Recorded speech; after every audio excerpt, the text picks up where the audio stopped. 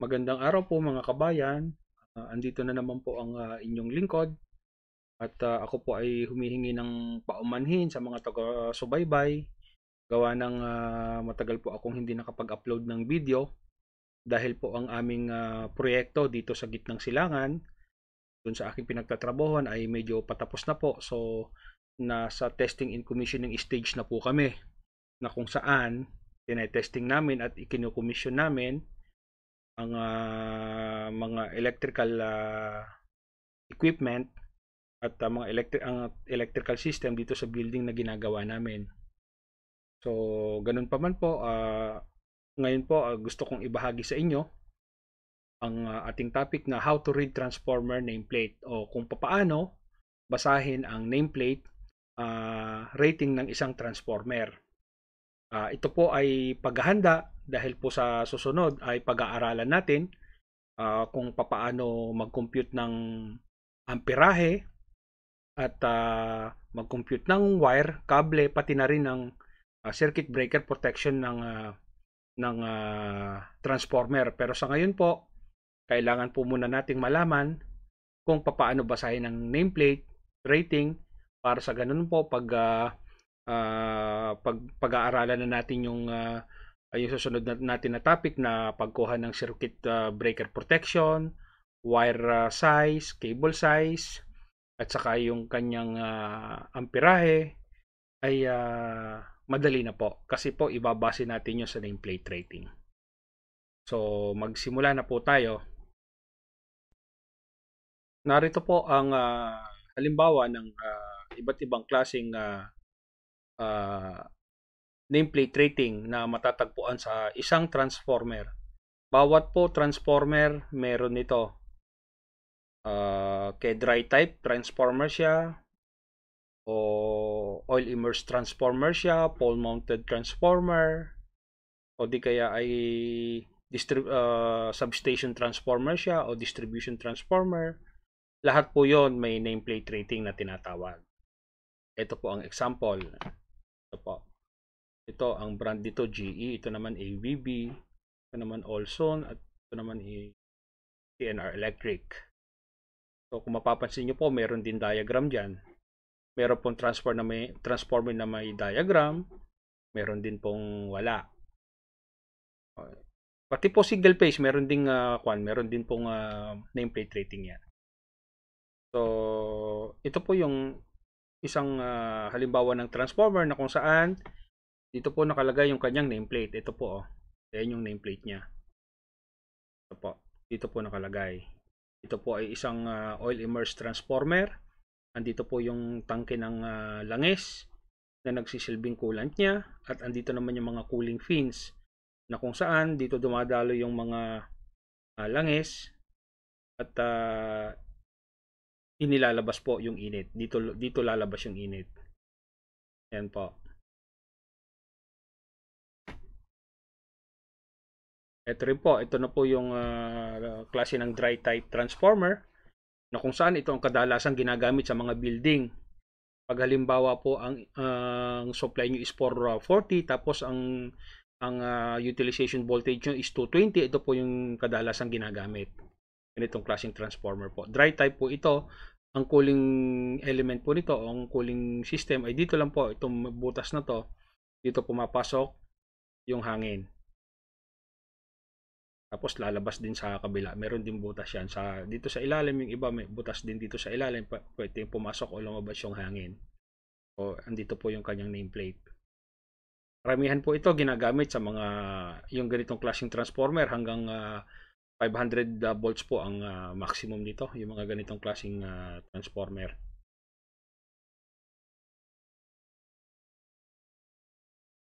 Ito naman po, ito substation transformer na ito. So, ito po yung nameplate niya. Nandito, pagka nakakita po kayo ng ganito, ito po yung high voltage bushing niya. Ito yung parang mga kampana na patong-patong na ganito. High voltage bushing po yan. Ang ibig sabihin, mataas po ang voltahe. Nasa kung po yan, pagka ganyan, nasa 5 kV pataas. Pwedeng 5 kV, pwedeng 13.2 kV, may 13.8 kV, meron ding 69 kV. Ganyan. Tapos ang secondary po niyan ay ito. Kung mapapansin nyo po, high voltage din siya. O kasi meron din siyang high voltage bushing. Sa tingin ko po, ang primary nito ay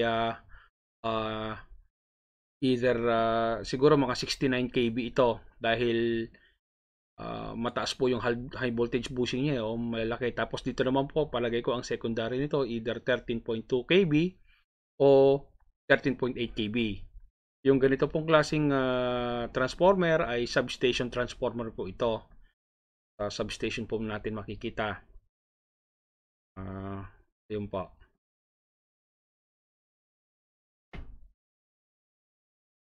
Ito rin po, substation transformer po ito. Outdoor type naman siya. Outdoor type. Ang substation, dalawang klase. Merong indoor type, merong outdoor type. So, ito po yung nameplate rating ng transformer na ito. Kung mapapansin nyo po, ito po yung kanyang yung kanyang high voltage bushing o yung kanyang terminal high voltage. Siguro, yun, mga nasa 69 kV ito. Tapos, ang secondary niya ito, 34.5. Tapos, ito yan. May circuit breaker din yan. May circuit breaker. Malamang ito yung kanyang circuit breaker. High voltage circuit breaker din yan. Ito.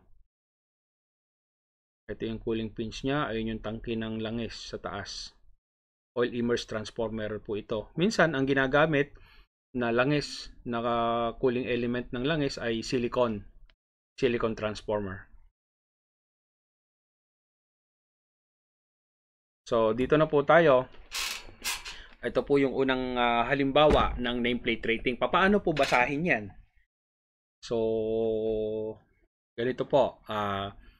Una muna dito sa diagram. Tignan po natin yung diagram. Yung H1, H2, H3. Yan po. Ang ibig sabihin po niyang H1, H2, H3, itong delta connection na ito ay ito po yung kanyang high voltage. Maliwanag po. Okay, tapos yung ito po X1, X2, X3, actually X2 dapat to. Nagkamali lang, typographical error. So ito naman po yung low voltage side. Tapos itong N nasa center top, neutral. Okay po. Maliwanag pa. So ilang kVA siya? So ito, sinasabi rito, 20 kVA siya. 20 kVA. Tapos ang high voltage niya, ang voltage na line to line is 480. So kung mapapansin natin. So ibig sabihin, pag sumukot ka rito sa H2 saka H1, 480 volts. H1, H3, 480 volts. H3, H2, 480 volts. So halimbawa, ang supply natin is 480 volts.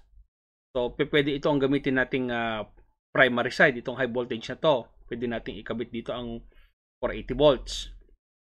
Ngayon, ang low voltage naman niya o ang secondary side niya, kung ito ang gagawin nating primary, ang output niya is 208 volts line to line voltage. Okay. Halimbawa po, ang X1 at X3, pag sumukat ka ng voltahe dyan, is 208. 208 volts. X1 to X2, 208.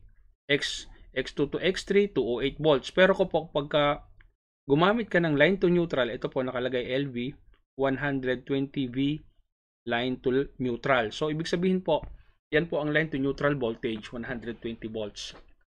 So, pag sumukot ka ng voltahe, between X1 at neutral is 120 volts. X2 and neutral, 120 volts. Tapos X3 and neutral, 120 volts. So, ganun po. Ngayon po, ito po yung diagram mismo ng transformer, yung connection niya. So, kung mapapansin nyo po, yung high voltage niya, may nakalagay na 1, 2, 3, 4, 5, 6, 7 dyan. 1, 2, 3, 4, 5, 6, 7, 1, 2, 3, 4, 5, 6, 7. Yan po ang top changer.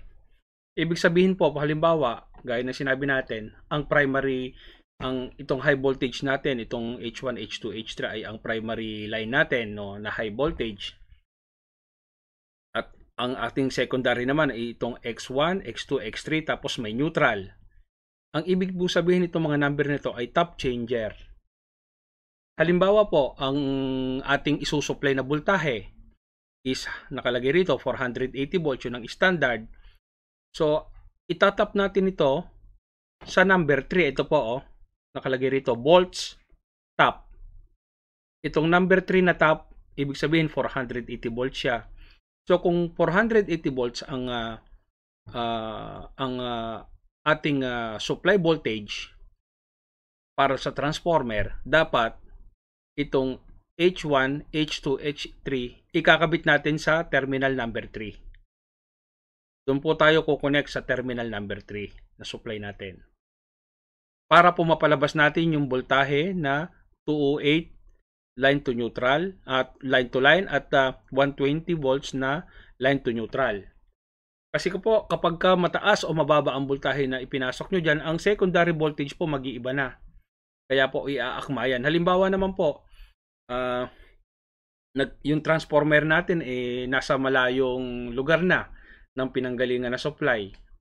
So sasabihin natin ang voltahe mababa na dahil malayo na. Sabihin natin 433. So pag pinasok natin yung 433 dito sa terminal number 3, masyado na pong mababang ibibigay ang voltahe noon. Hindi na natin makukuha yung gusto natin na 208 volts na line to line at saka yung 120 volts na line to neutral. So anong gagawin natin para makuha natin ito?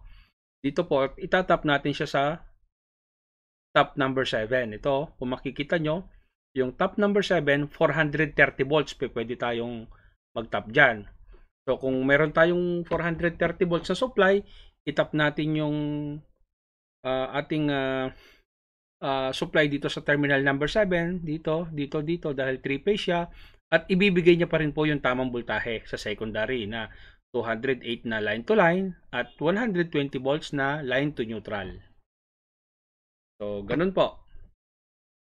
So ito po X1, X2, X3 nakalagay rito low side, H1, H2, H3 yan ang high side.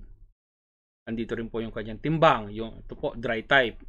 Dry type ang kanyang klase. Indoor type, dapat sa loob ng building gagamitin, hindi pwede sa labas. 3-phase. Tapos 60 Hz ang kanyang frequency. Class AA. Ito pong class AA na to, ang ibig sabihin po nito, meron po tayong kanyan Meron po yan sa pag tinignan natin sa table. Ito, ibig sabihin po ng class AA ito, self-cooled siya, ventilated, self-cooled AA. Wala siyang cooling system na langis, ganon, o kung anumang klaseng kung fan, wala. Basta self-cooled lang siya. Ang nagpapalamig sa kanya ay yung natural lang na hangin, air. O yun po. Tingin naman po tayo ng isang example naman. Yun po ay 3-phase. O ito naman po. Okay, dito po tayo. So ang brand po ay Olson naman, Olson Electrics. So ito na po. Baliktad na naman po ang kanyang tawag dito.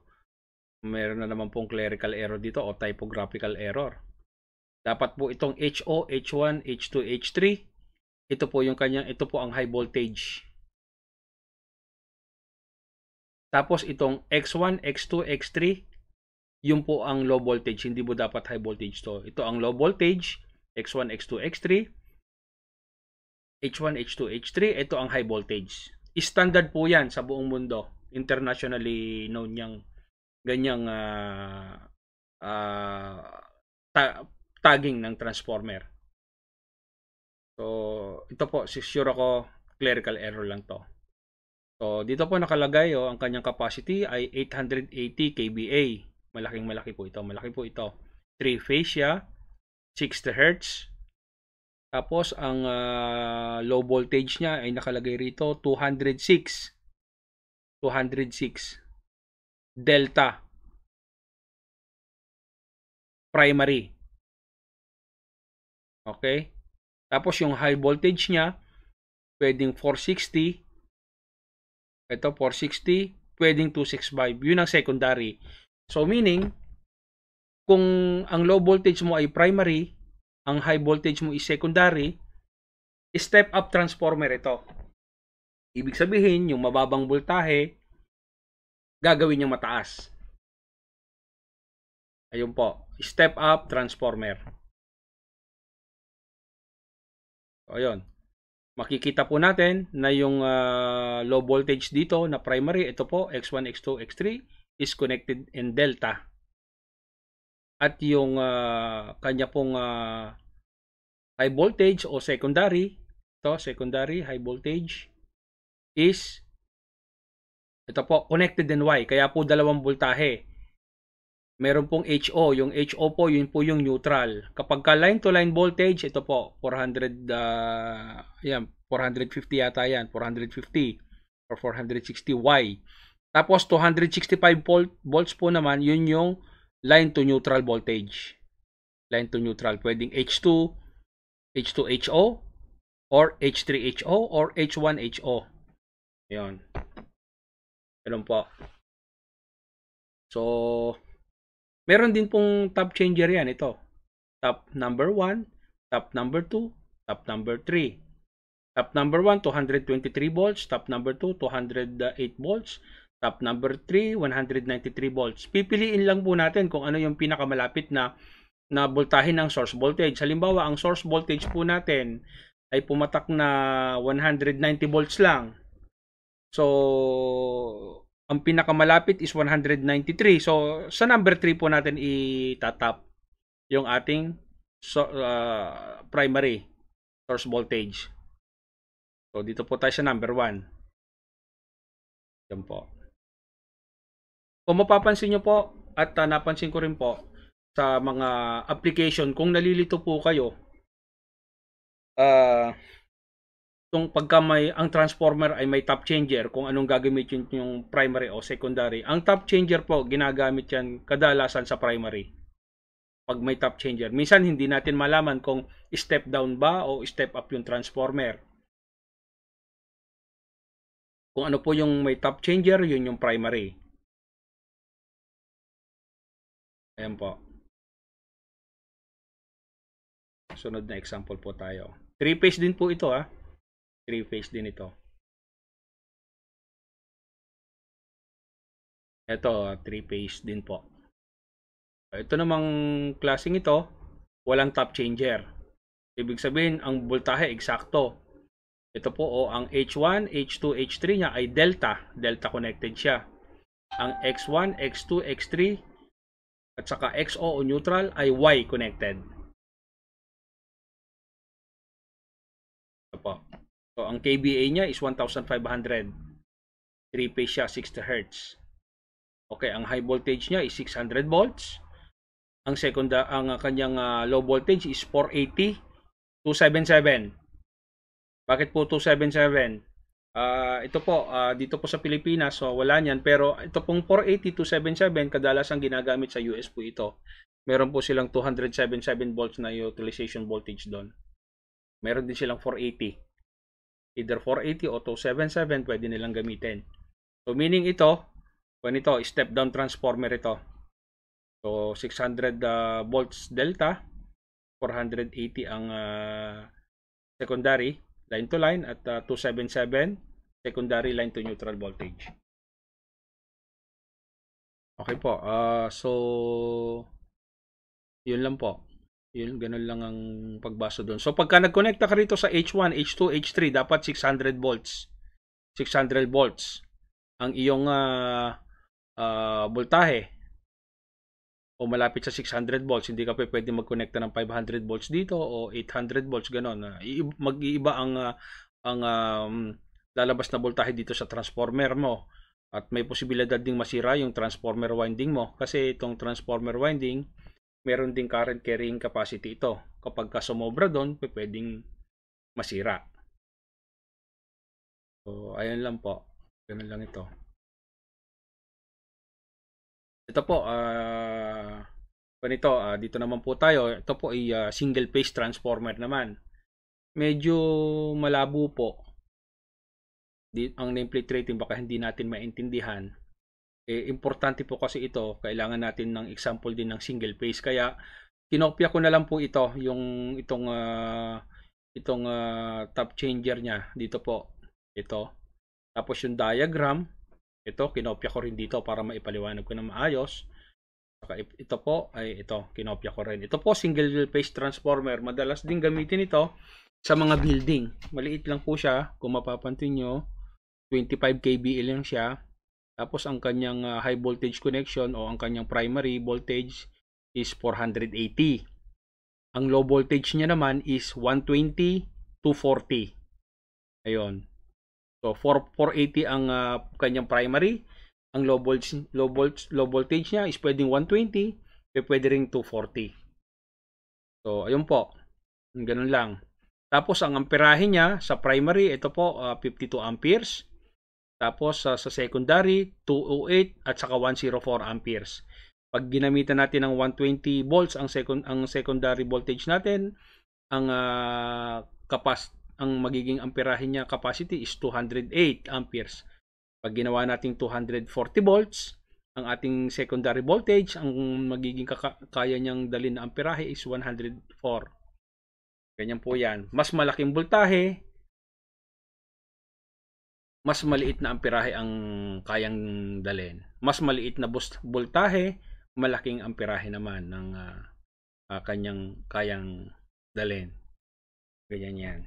Kaya kung mapapansin nyo minsan, dun sa mga transmission line natin, yung mga connection ng power plant papuntang substation, matataas na voltahe ang ginagamit diyan.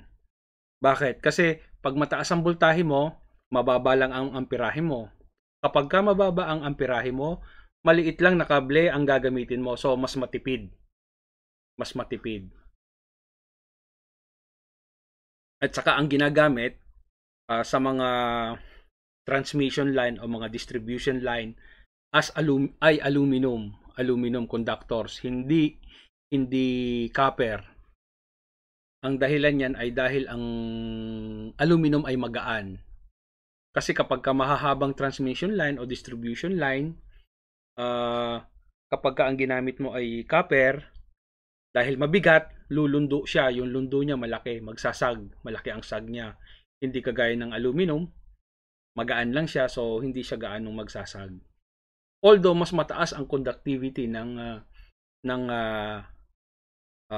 copper kaysa sa aluminum. Kaya pagkaparehas na size ng wire, ang aluminum at saka ang copper, mas mataas ang amperaheng kayang dalhin ng copper.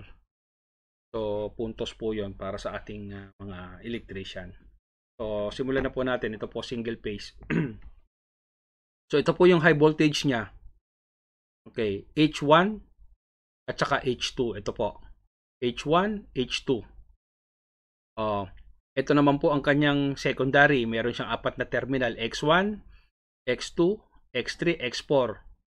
Kung mapapansin nyo po, itong secondary ay may dalawang windings to magkahiwalay. Itong X1 saka X3 magkasama. X2 at saka X4 magkasama rin. Isang winding din yan. Ganon din ito. H1, ito isang winding ito. Tapos isang winding ito. Depende na lang dito sa top changer na ito kung paano magiging connection. Ang sabi rito sa high voltage, pag kinonekta mo ang 5 at saka 2, ito 5 at saka 2 pinagkonekta mo rito, pwede kang gumamit na supply voltage na 504 volts. Ito, pwede mo siyang pasukan ng 504 volts dito. Pag 2 and 3 ang ginamit mo, pinag-connect mo ang 2 and 3, ito, terminal 2 and terminal 3, ito, pinag-connect mo, pwede kang gumamit na 492 volts. So halimbawa naman, ang ating voltahe ay 480 volts, yung actual na nasusukat. So pwede natin gamitin na itong terminal 3 and 4. Ito, 480 volts. So i-connect natin itong 3 at saka 4. O saka natin i-connect dito sa H1 saka H2 yung kable ng kuryente sa primary. O, pag 4 and 5, 468 volts. Pag 5 and 6, 456 volts. So, depende na po kung ano ang voltaheng meron sa inyo. Alin man dito, pwedeng gamitin dito sa transformer na ito. Ngayon po, since ang low voltage niya, pwede tayong gumamit ng 120 o 240. So, nasa sa atin na po. Halimbawa, sa secondary, pag gusto natin gumamit ng 240, pagka gusto po nating gumamit ng 240 volts sa secondary, ito po yung ating magiging connection. So, pagkukunikin lang po natin yung X2 saka X3. Ito po itong X2 at saka X3. Tapos po, ang X1 at saka X4, ito na po yung magiging supply natin ng 240 volts. Yun po. Ganun lang po. Tapos yung X1 at saka X2, itong X1 saka X2 na to, pagitan ng X1 saka X2, 120 lang ito. Pagitan ng X4 at saka X3, 120 rin ito. Pwede tayong kumuha rito kalahati. Kasi ito, isang winding na ito is 120. Itong isang winding na ito, 120. So, pagka pinag-short natin to, pinag-connect natin itong X2, X3, ayon dito sa diagram, sa X1 and X4, makakuha tayo ng 240 volts. So, pagka 120 naman ang gusto nating gamitin, pwede nating i-short yung X1 saka X3. So, X1 saka X3. Tapos yung X2 at saka X4, i-short din natin. Para lang ipinarallel lang natin itong dalawang transformer winding na ito. So, i-connect natin yung X1, X3, X1, X3. Tapos, i-connect natin yung X2, X4. Tapos, kukuha tayo ng supply dito sa X1 at saka X4. Ayan. So, 120 volts na ang makukuha natin dyan. So, ito, bali single phase po itong transformer na ito. So, ganun lang po kasimple. So, sana po meron tayong naintindihan dito sa ating topic ngayong araw na ito at kung nagustuhan nyo po, sana po paki-subscribe nyo naman at paki-like itong channel na ito. Tapos kung hindi naman po at medyo hindi po maliwanag sa inyo, pwede po kayong mag-iwan comment sa ibaba at sasagutin po natin. So, maraming salamat po at Merry Christmas po sa